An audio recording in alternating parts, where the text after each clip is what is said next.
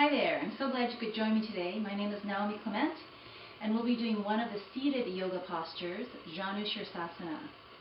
Now it's a lot of fun to do the full form of yoga postures, to do all those crazy balancing and advanced postures, but that's not our primary intention of doing yoga. It's more important that we find balance and alignment in our bodies as well as in our lives. Once we come to the seated postures, generally we've had a chance to do many of the standing postures. While you're standing, I would take the opportunity to find maximum mobility in your hips because you won't be limited by the floor while you're standing. Now, two things I want you to remember when you come to do Janusirsasana: your foundation and alignment of your spine. So let's talk about alignment of the spine first. You want to have a neutral spine. Neutral spine, now some of us are already quite flexible, so all you have to do is remove the buttocks flesh to find neutral spine.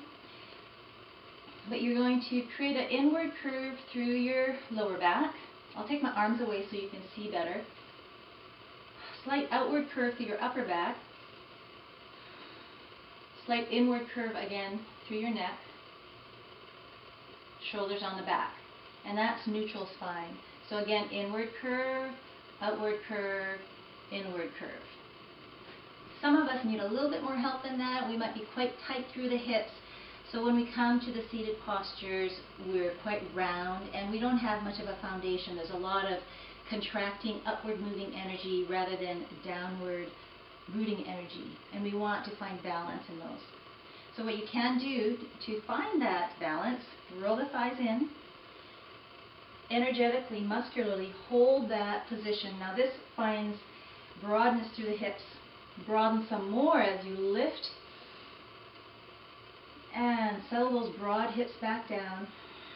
And through that space you're able to root. So that's a strong foundation and you're able to find neutral spine. If you still are having trouble flattening through the back and contracting, moving upward, just place a block under your hips or roll up the back of your mat.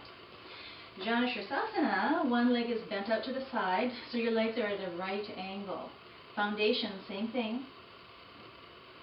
Rooting through the sits bones, broad through the hips. Back foot karate chopping into the mat to give you integrity in the knee. Rooting through the front leg, drawing muscularly up, extending back out energetically, gives you softness even within the effort. And breathing your way forward as you keep those two things in mind. Foundation, alignment of your spine. And if you can maintain those two things, a strong foundation and alignment, you can come all the way down to your leg and you will hold that for several breaths. Legs come together, mindfully going to the other side because your transitions are part of your practice. So glad you could join me today. I'd like to do more yoga with you, so please visit me at naoyoga.net.